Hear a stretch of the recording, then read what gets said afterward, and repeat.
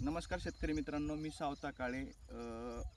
मागच्या ऊस प्लस गोबी या प्रयोगात केल्यानंतर हा तिसरा प्लॉट आहे आणि बऱ्याच शेतकऱ्यांचे मत आले की ऊस प्लस गोबी का का केलं किंवा कशामुळं केलं किंवा त्याचा प्रॉफिट किती झाला.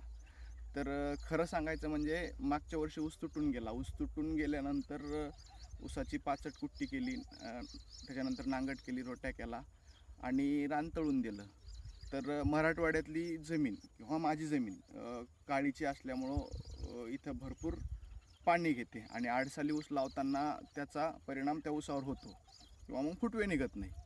तर सगळ्यात महत्त्वाचं कारण हे आहे की पाचट कुजण्यासाठी गोबीचा प्रयोग करावा असं माझ्या डोक्यात आलं.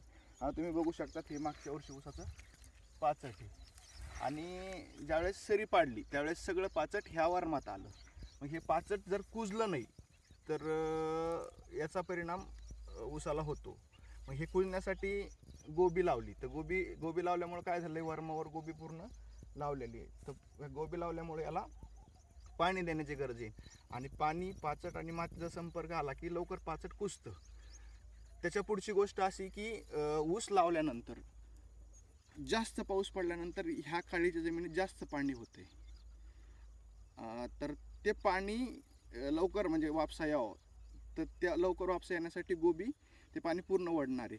आता ह्या गोबीला झालेले जवळपास 18 दिवस, म्हणजे गोबी कंप्लीट 1 महिन्याची झाल्यानंतर ऊस लावायचा असं मी ठरवतो आहे. म्हणजे गोबी निघायचा पिरियड 1 महिना राहिला पाहिजे आणि त्या टायमाला आपला ऊस लागला पाहिजे, जेणेकरून ऊसाला काही फटका नाही बसला पाहिजे.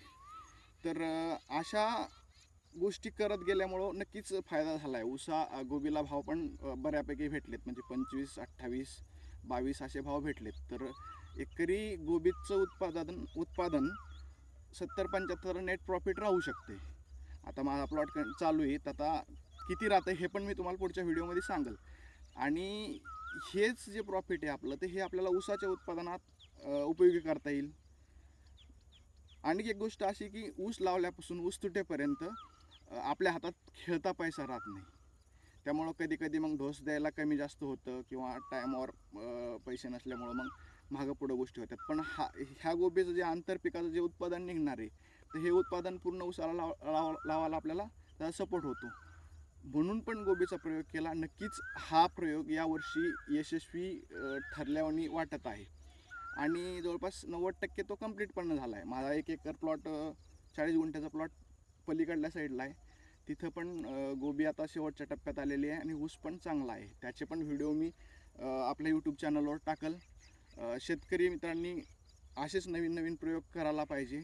जर तुम्हाला व्हिडिओ आवडला असेल तर नक्कीच लाईक आणि शेअर करायला विसरू नका. माझा मोबाईल नंबर 8600 84 85 06. मराठवाड्यातील ऊस शेतीला आपण चालना देत आहोत. काही अडचण असेल ऊस शेतीत किंवा काही नवीन प्रयोग करायचा असेल तर नक्कीच कॉल करू शकतात. 4 ते 5 या टायमाला कॉल करा. धन्यवाद.